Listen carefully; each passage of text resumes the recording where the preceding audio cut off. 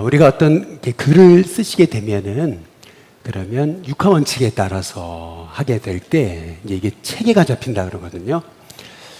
마찬가지로 우리가 신앙을 얘기할 때도 체계를 잡아야 돼요.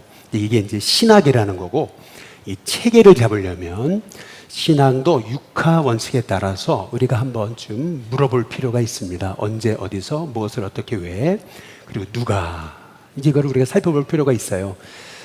그러니까 이제 신앙생활에 대해서도 그러면 언제, 육하 원칙에 따라서 여러분 신앙생활이 언제 시작되는 겁니까?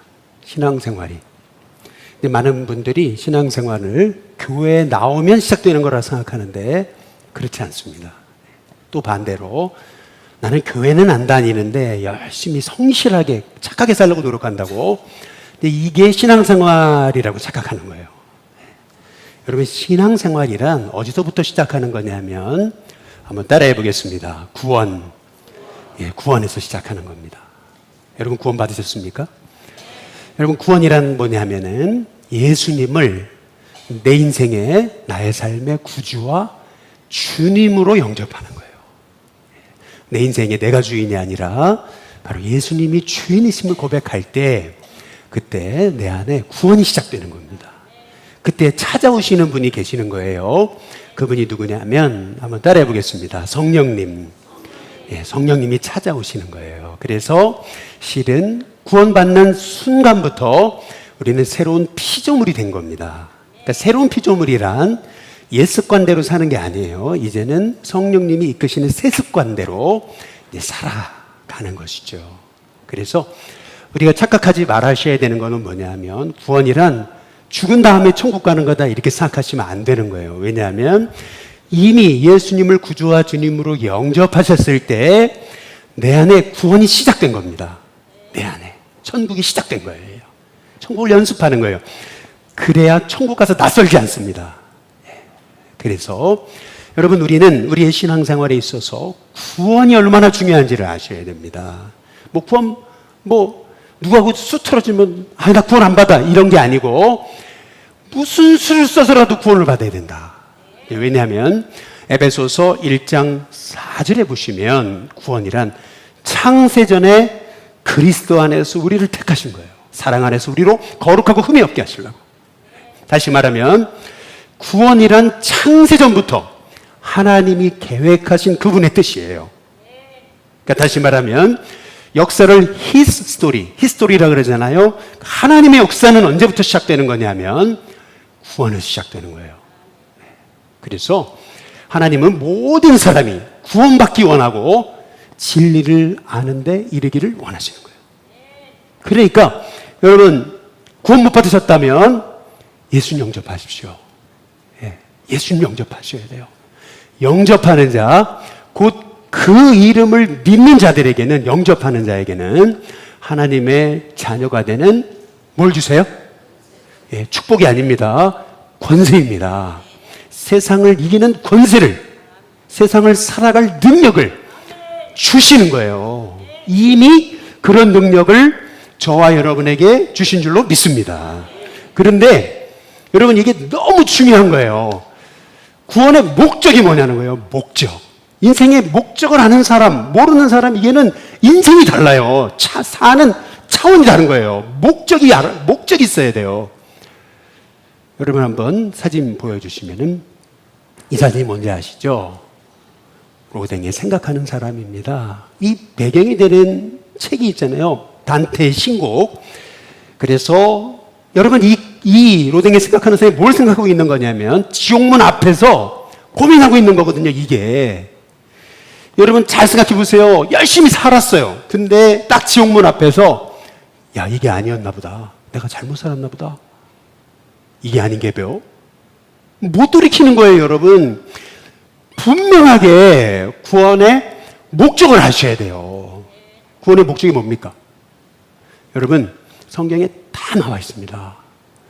데살로니가전서 4장 3절에 보시면 하나님의 뜻은 이것이니 곧 너희의 뭐라고요? 거룩합니다. 음란을 버리고 라고 말합니다. 하나님의 뜻은 뭐예요? 거룩입니다. 그러면 여러분께 여쭤보겠습니다. 거룩을 사모하셨습니까? 여러분, 거룩을 위해 기도하셨습니까? 거룩을 열망하십니까? 우리가 얼마 전에 웨슬리 회심 기념주의를 지켰죠. 실은 웨슬리의 신학은 뭐냐 하면 선행 은총이 있다는 거예요. 우리도 알지 못하는 이전에 하나님 은혜가 있었다는 거예요. 내가 예수님 믿기 전에 이미 하나님 은혜가 있었어요. 선행 은총. 그래서 우리가 예수님을 구주로 영접하게 됐어요. 그때 나는 의롭다. 칭의, 의롭게 됩니다. 의롭게 되는 순간, 주님이 나를 의롭다고 부르시는 순간 나는 중생하는 겁니다. 거듭나는 거예요. 그리고 끝이 아니에요. 많은 사람들 구원받아서 끝이야. 이게 아닙니다. 그 다음 뭐냐면 성화의 과정을 거치는 겁니다. 거룩하게 되는 거. 그러다가 영화롭게 되는 거. 하나님 나라에서. 여러분, 이것이 웨슬리의 구원론입니다. 그러니까 다시 말하면 우리의 신앙이라는 거 거룩을 열망하셔야 됩니다. 한번 옆에 분한테 인사해 보시기 바랍니다. 거룩을 열망하시기 바랍니다. 이제 많은 분들이 그러죠. 아니, 요즘 세상이 어떤 세상인데 무슨 거룩을 너무 많이 하고, 제정신이냐고, 거룩하게 살려면 왕따 당한다고. 목사님이 세상에서 안 사셔서 그렇지 세상에 그렇게 거룩하지 않은 거라고 막. 그렇죠. 예, 저도 알고 있죠. 예. 여러분, 요즘에 많은 사람들의 입술에서 사라진 단어가 하나 있어요. 그게 뭐냐면 거룩이란 단어입니다. 요즘에 사람들이 거룩 그러면은요 별로 좋아하지 않습니다. 성도들마저도 거룩이란 단어가 사라졌습니다. 그러나 여러분, 거룩을 열망하는 것이 그게 제정신이냐? 맞습니까? 이 얘기가 맞는 얘기입니까? 우리 요한복음 17장 17절을 보시면 예수님의 마지막 기도의 내용이 뭔지 아세요? 그게 뭐냐면 아버지, 저들을 진리로 뭐라고요? 거룩하게 하여 주옵소서. 이게 예수님의 마지막 기도 핵심입니다.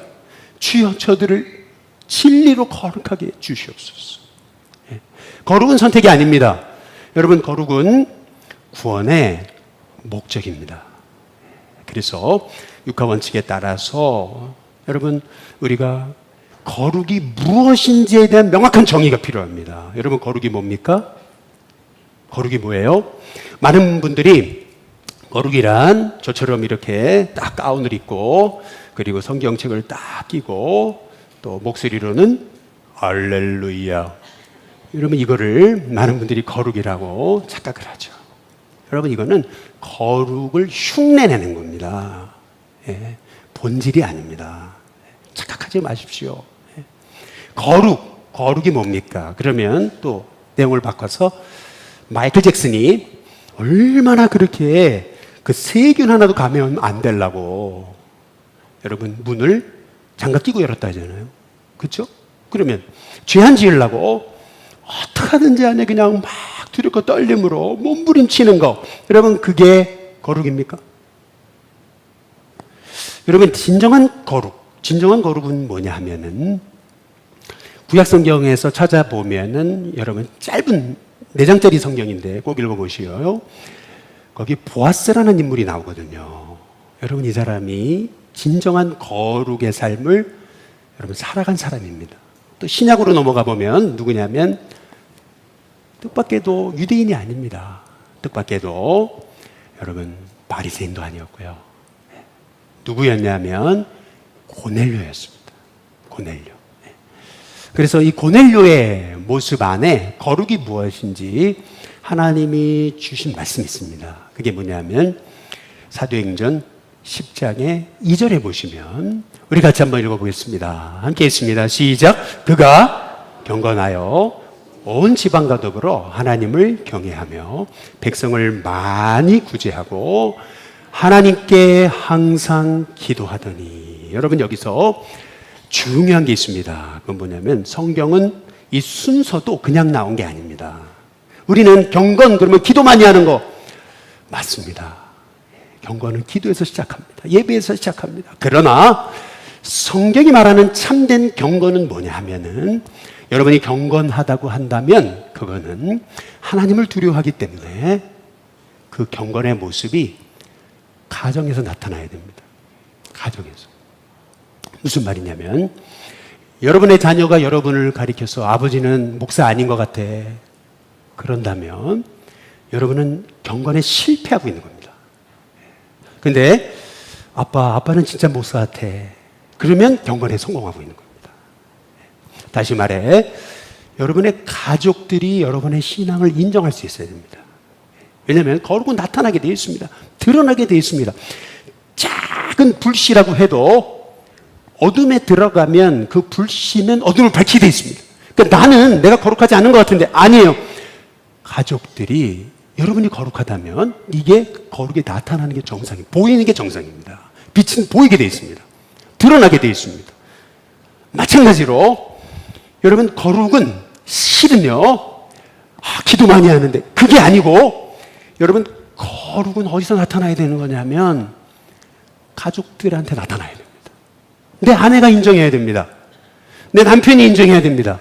자식들이 인정해야 됩니다.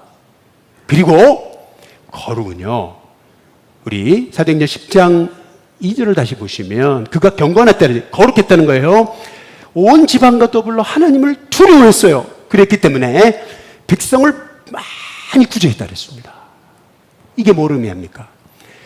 경건하다면 그 경건은, 거룩은 이웃을 대하는 태도에서 나타나는 거예요. 하나님을 두려워하는 사람이 이웃을 함부로 할 수 없습니다. 하나님을 두려워한다 그러면서 이웃을 무시할 수 없는 거예요. 하나님을 두려워한다면 여러분, 이웃에 대해서 내가요, 선한 마음을 갖고 긍휼히 여기고 존중하고요, 그리고 내가 정말 여러분 이웃을 귀히 여기는 사람, 그 경건이, 거룩이 나타나야 되는 거예요. 뿐만 아니라 하나님께 항상 기도하는 거예요. 하나님께 매달리는 거예요. 왜? 내 힘으로 못하니까. 이 순서가 굉장히 중요합니다. 그럼 제가 여쭤보겠습니다. 여러분, 이렇게 살면 복을 받을까요? 못 받을까요? 복을 받게 되어 있습니다. 여러분, 이 대표적인 예가 뭐냐 하면, 초대교회를 보면 사도행전 2장의 47절을 나중에 찾아보시면, 하나님을 찬미하고 온 백성에게 칭송받는다 그랬습니다. 그랬더니 주께서 구원받는 사람을 날마다 더하게 하셨다 그랬습니다. 무슨 말이에요? 하나님을 찬미하고 온 백성에게 칭송받았어요. 그랬더니 하나님께서 초대교회를요, 흥왕하게 하신 거죠. 그러니까 초대교회는 거룩의 공동체였어요. 그랬더니 완전 호감형 공동체. 그래서 세상을 살리는 기둥들이 되는 거예요. 없어서는 안 되는 존재가 되는 거예요. 그게 복의 통로예요. 네. 그래서 하나님은요, 하나님의 뜻은 이것이니 너희의 거룩합니다. 그래서 이 사도 바울이 로마서 14장 18절 나중에 찾아보세요. 거기 보시면 그리스도를 섬기는 자라면 하나님을 기쁘시게 하고 이웃에게 칭찬받는다. 하나님을 섬긴다고 하면서 하나님을 기쁘시게 하지 못할 뿐만 아니라 이웃에게 칭찬받지 못하면 여러분, 그건 거룩이 아닙니다. 그래서요, 실은 여러분, 거룩은 선택이 아닙니다. 하나님의 사람이라면 거룩을 열망하세요. 거룩하지 못한 것을 회개하시기를 주님의 이름으로 축복합니다. 이제 왜 거룩이 필요한 거냐면, 육하 원칙에 따라 이제 왜로 왔죠? 왜 여러분 거룩이 필요한 겁니까? 에베소 5장 27절에 보면 하나님은 교회를, 하나님의 영광을 드러내도록 하나님이 교회를 세우신 거거든요. 그런데 그 영광이 어떻게 나타나는 거냐 하면은요, 결국 교회가 세상 속에서 거룩하게 될 때, 이 참 거룩을 드러내기 시작할 때, 이 교회는, 한번 따라해 보겠습니다. 영광스러운 교회. 예, 이 본질로 돌아가는 거예요. 하나님 세우신 목적에 맞는 교회가 되는 거예요. 근데 이것은 교회만이 아닙니다. 하나님 우리를 부르신 목적은 뭐예요? 왜 부르셨습니까? 디도서에도 2장에 11절, 12절에 보면 이렇게 나오죠. 모든 사람을 구원하시는 그 하나님의 은혜가 나타났어요. 그래서 우리를 양육하시는 거예요. 양육의 목적이 뭡니까? 복받으라고, 잘 살라고, 성공하라고? 아닙니다. 여러분, 우리를 양육하시는 목적이 뭡니까? 그것은 뭐냐면 경건함으로 이 세상을 살아가는 거예요. 거룩하게 살아가는 거예요. 근데 놀랍죠. 하나님 뜻대로 살려고 몸부림치고 진짜 거룩이 우리의 삶에 드러나기 시작하면 하나님이 여러분에게 복을 주십니다. 복이 임하게 되어 있습니다. 여러분, 왜 이렇게 거룩이 중요한 거냐면 히브리서 12장 14절에 보면 그렇게 얘기하는 거군요. 거룩함이 없이는 주님을 볼 수가 없대요. 거룩함이 없이는. 여러분, 이 말의 의미가 뭡니까? 주님을 보려면은 거룩해야 돼요. 정결해야 돼요. 순결해야 돼요. 경건해야 된다는 거예요.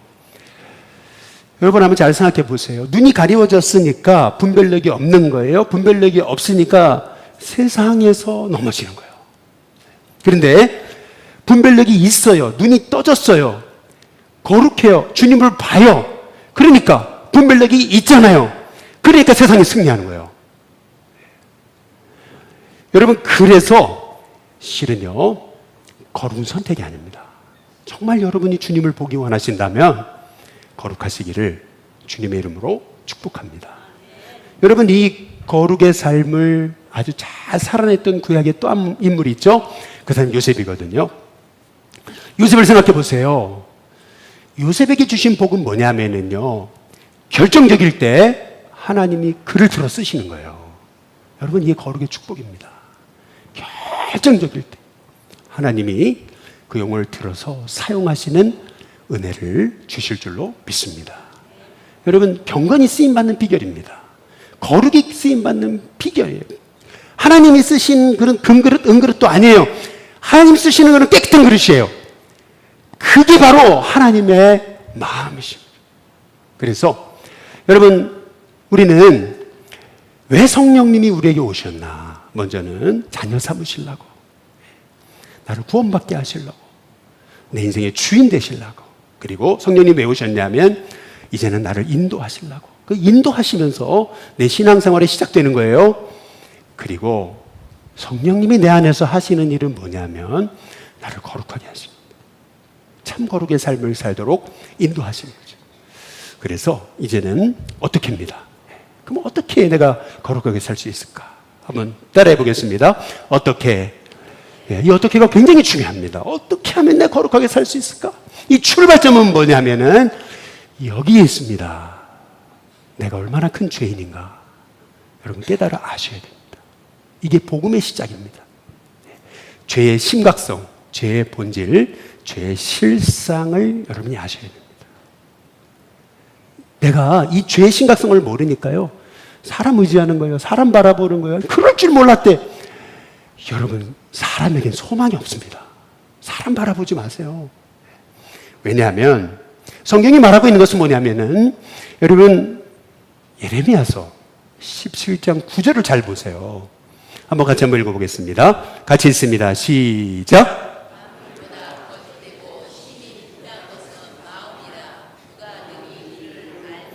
여러분, 가장 거짓되고 가장 부패한 건 뭐냐면 사람의 마음입니다. 다시 말해, 사람은 뼛속까지 죄인입니다. 아주 뼛속까지 죄인입니다. 이건 제 단어가 아니고요. 이거는 김승희 권사님 단어에 오늘 나오셨네. 할렐루야, 승리하셨습니다.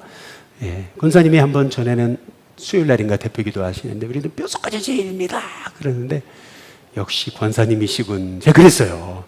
여러분, 우리는요 진짜 뼛속까지 죄인입니다. 그거를 여러분 뼛속 깊이 느끼셔야 됩니다. 제가 말레이시아에 갔을 때 일주일 넘게요 정글에서 제가 선교를 했습니다. 거기에는 편의점도 없고요 핸드폰도 안 터지죠. 당연히 완전 오지입니다. 정글 오지. 근데요 그 롱하우스라 그래요. 집이 길어요. 근데 그 롱하우스 위에 처마에 여러분 뭘 걸어놨었는지 아십니까? 뭐 같아요? 죽은 사람의 머리입니다. 죽은 사람의 머리를 한 개도 아니고 수십 개를 걸어놨어요. 여러분, 이것이 뭘 의미하는 거냐면 뭐냐면 문명이 들어가지 않고 누가 가르쳐주지 않았는데도 여러분 사람은요 무지, 죄악, 악독이 가득합니다. 사람이 대단한 것 같죠? 스핑크스를 가보시고 피라미드를 가보십시오. 예. 여러분 그곳은 어떤 곳이냐면 짐승과 그리고 새와 기는 것들을 섬기는 우상의 제단인 거예요. 사람이요 결국은요 이 무지 속에 있어요. 그래서 여러분 인간은요 철저히 죄인입니다. 아이들 보세요. 요람에 누워있는 아이들 얼마나 예뻐요. 웃는 거 보면 천사 같아요. 야 천사가 따라왔구나. 근데 동생이 태어났어요. 부모님의 눈이 동생한테를 향해요. 그러면은 부모님이 안 보는 자리에서 동생을 꼬집는데요.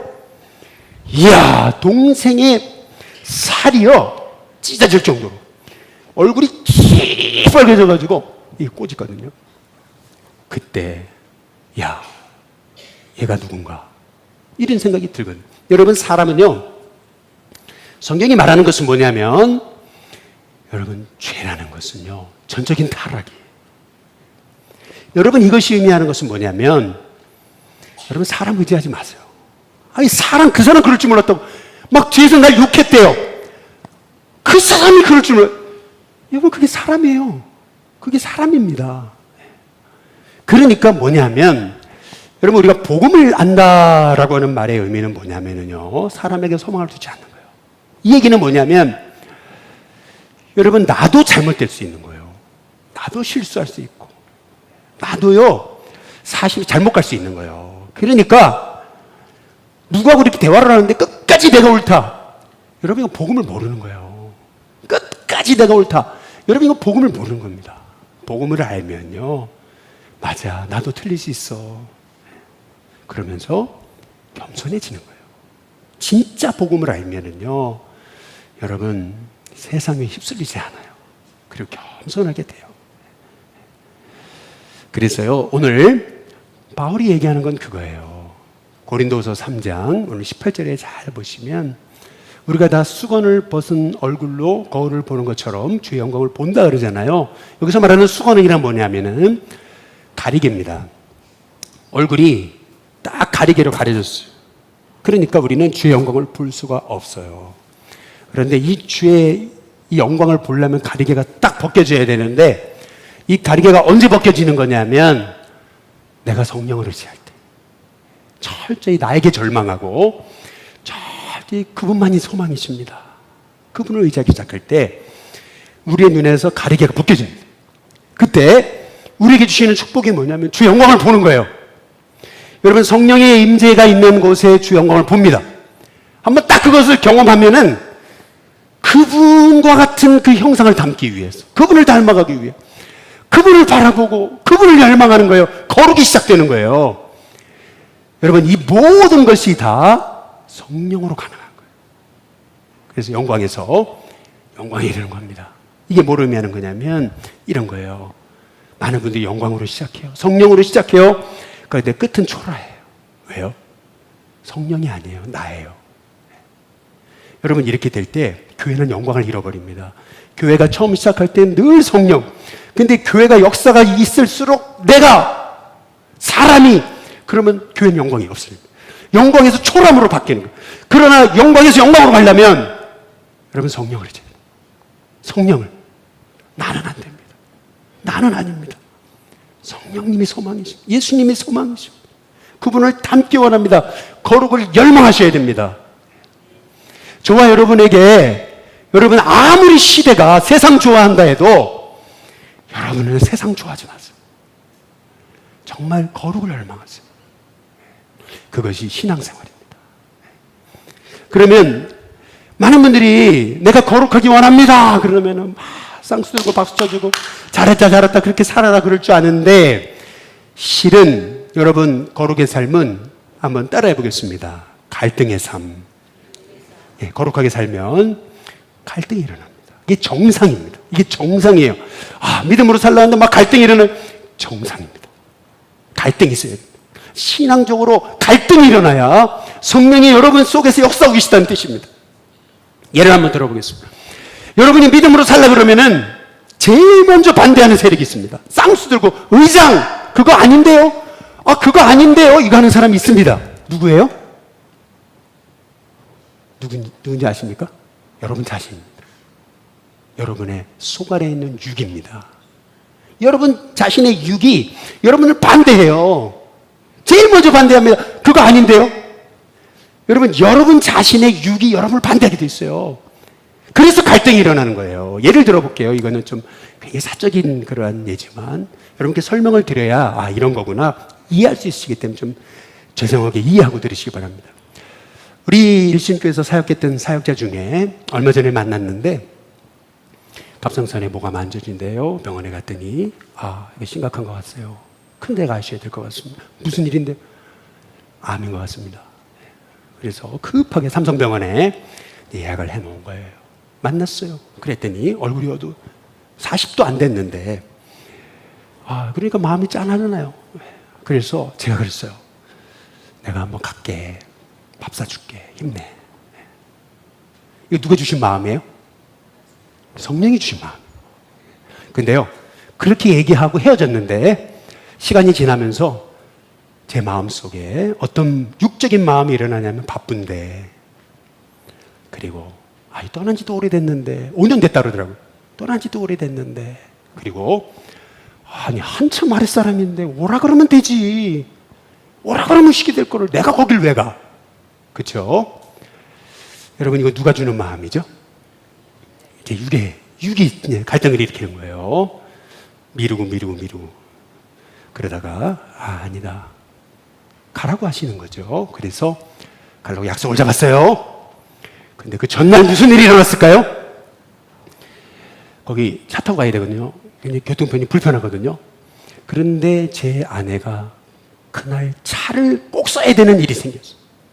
그래서 아내가 같이 갔는데 결국에는 우리 아내가 일을 보려면은 제가 거기서 택시를 타고 KTX까지 가가지고 또 KTX를 타고 서울까지 올라와야 돼요. 에이, 그냥 오라 그러지 뭘 가. 그런데 성령이 말씀하시는 거죠. 찾아가야 위로가 되는 것이 아닌가. 그래서 순종하고 찾아갔습니다. 딱 갔더니 그러는 거예요. 목사님, 우리 한번 교회 보시죠. 그러는 거예요. 나 교회 보려고 온 거 아닌데? 나 밥 먹으러 왔는데? 왜냐면 제가 그 교회를 전에 2번 들어가 봤어요. 이 교회 우중충한 볼 거 하나도 없는데 뭘 보라 그러나? 속으로. 그래서 제가 그랬죠. 뭐 바뀐 거 있어? 그랬더니 목사님 얼마 전 70주년을 맞아가지고 본당하고 교육관을 싹 리모델링했다. 한번 보셔야 된다고. 그래. 그러면 봐야지. 그래가지고 딱 들어가서 보기 시작했어요.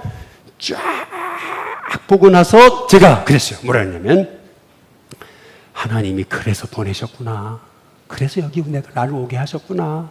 고마워. 그랬어요. 여러분 한번 잘 생각해 보세요. 이러한 마음의 갈등, 이 갈등을 성경이 다 얘기하고 있어요. 그게 뭐냐면 갈라디아서 5장 17절이에요. 한번 잘 보시면 한번 같이 읽어보겠습니다. 같이 읽습니다. 시작. 육체의 소욕은 성령을 어떻게 해요? 거스릅니다. 성령은 육체를 거스르는, 이 둘이 서로 어떻게 돼요? 서로 치열하게 싸웁니다. 그래서 너희가 그 다음 뭐죠? 원하는 것을 하지 못하게 하려 합니다. 여러분, 육체에는 강력한 소욕이 있습니다. 그거 아닌데요? 얘 내 건데요? 내 마음대로 할 건데요? 이게 육체의 소욕. 근데 성령은 뭐냐 하면은요, 우리의 마음에 내 마음대로 하려고 하는 것을 저지하시는 거예요. 내 음성 좀 들어봐. 그때 여러분 결국 주님이 원하시는 것을 하려면 어떻게 되는 거냐면 그 성령님이 내 마음속에 주시는 그 음성에 한번 따라해 보겠습니다. 순종하시다. 순종이 관건이에요. 그래서 사도행전 5장 32절 나중에 찾아보세요. 거기 보면 하나님이 순종하는 자에게 주시는 성령 그랬습니다. 하나님이 뭐 하는 자에게요? 순종하는 자에게 뭘 주세요? 성령을 주시는. 그러면 이제 마지막으로, 그러면 누가 이 거룩을 이루어내는 겁니까? 여러분, 내가 하는 거 아닙니다. 내 안에 계신 성령님이 하시는 것입니다. 그러나 그러면 난 책임 없어요? 아닙니다. 착각하지 마십시오. 여러분이 한번 밭 농사를 한다고 생각해 보십시오. 그러면 이 밭 농사가 잘 되려면 어떻게 되냐면은 돌도 여러분 다 골라내고 잡초도 뽑아야 됩니다. 씨를 심어야죠. 환경이 좋아야 씨는 자랍니다. 마음은 나고요. 내 마음밭이고요. 씨는 말씀이고 성령입니다. 그러면 씨가 자라려면은 어떻게 되냐면요. 내 마음에 있는 이 돌뿌리들, 이 쓴뿌리들, 이 고집불통, 이 불순종하려는 거, 내 뜻 내 마음대로 하려고 했던 이 완고한 마음들을요, 다 골라내야 됩니다. 그리고 끊임없이 그분의 말씀에 순종하며 그분의 말씀에 귀 기울이고 여쭈고 갈 때 뭐가 열리는 거냐면 갈라디아서 5장 22절 23절 우리 같이 한번 읽어보겠습니다. 함께 읽습니다. 시작. 오직 성령의 열매는 사랑과 희락과 화평과 오래 참음과 자비와 양선과 충성과 온유와 절제니 이 같은 것을 금지할 법이 없느니라. 그럼 제가 여쭤볼게요. 사과나무 심었습니다. 사과 열매가 맺히는 건 선택입니까? 아니면 의무입니까? 여러분 한번 잘 보세요. 여러분 농부입니다. 우리 교회 앞에 매실나무가 있어요. 꽃이 얼마나 예쁜지 몰라요. 보면은요 열매가 주렁주렁 열려 있습니다. 그러면요 매실나무를 심었어요. 그러면 뭐가 열려야 돼요? 열매가 열려야 되는 거예요. 열매가 안 열리면 그러면 둘 중에 하나예요. 씨를 안 심었든지 가짜 씨든지 아니면 병들었든지. 열매가 맺히고 안 맺히고는 선택이 아닙니다. 맺혀야 됩니다. 맺혀야 됩니다. 안 맺힌다면 여러분 한번 자신을 점검해 보십시오. 내가 구원받은 게 맞는지. 안 맺히면 구원 못 받을 가능성이 많습니다. 다시 시작하십시오. 예수 영접하십시오. 주인으로 모십시오. 그리고 그분께 맡기세요. 그리고 열매가 안 맺힌다면 병든 거거든요. 병들면 저도 저 옥상에서 사과나무 심어봤는데 병드니까 대책이 없더라고요. 나중에 그냥 뽑아버렸어요. 대책이 하나도 없더라고요. 아무리 연구해도 대책이 없더라고요. 그러나 병들어도 치유의 방법이 있어요. 그게 뭐냐면 회개. 여러분 이집트에 4,000년 전에 그 미라 피라미드에서요 벽지가 하나 발견됐거든요. 땅에 심었어요. 났을까요? 났습니다. 꽃이 피었어요. 열매 맺혔어요. 고목나무도 꽃이 피는 겁니다. 마찬가지예요. 성령을 의지하면 열매가 맺힙니다. 아멘? 맺히셔야 됩니다. 여러분 그게 그리스도인의 삶이에요. 그러면 그 열매가 뭐냐는 거죠. 다시 갈라디아서 5장 22절 23절에 보면 다시 한번 띄워줘 보시면 오직 성령의 열매는 뭐죠? 예, 여러분 굉장히 중요합니다. 시작이 사랑이고 끝이 절제입니다. 이게 굉장히 중요한 겁니다. 왜? 순서 바뀌면 안 됩니다. 성령의 열매는 희락과 아닙니다. 성령의 열매는 사랑과. 사랑이 제일 출발점입니다. 하나님은 사랑이시라. 요한일서 4장 8절. 하나님은 사랑이시라. 사랑은 하나님이 하는 일 중에 여러 가지가 아닙니다. 사랑은 하나님이 하시는 유일한 일. 그래서 우리의 마음이 하나님, 주님의 사랑으로 제 마음을 다스려 주옵소서. 주님, 제가 미움에 사로잡히지 않게 하옵소서. 여러분 사랑을 구하셔야 됩니다. 내 안에 사랑의 열매가 맺히게 하옵소서. 그러면 맺히는 게 뭐냐면 띄워줘 보세요.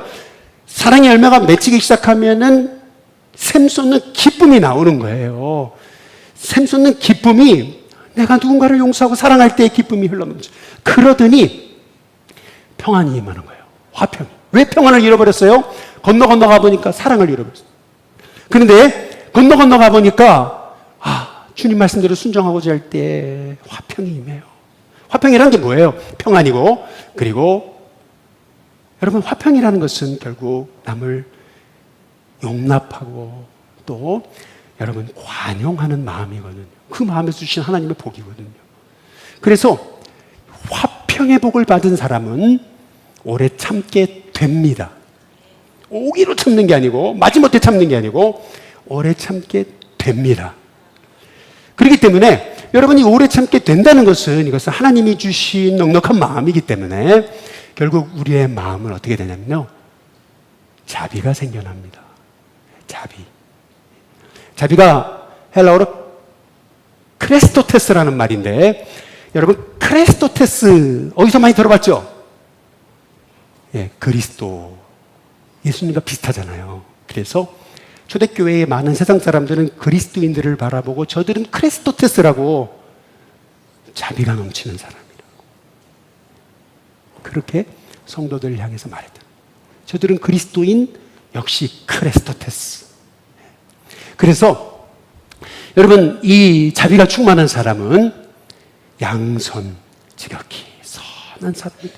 여러분 성도가 저 사람 악한 사람이야 라는 그런 말을 듣지 않게 되기를 주님의 이름으로 축복합니다.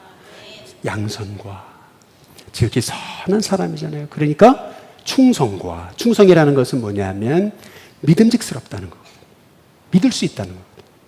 여러분 성도가 받을 수 있는 최고의 욕은 뭐냐면 저 사람 못 믿을 사람이야.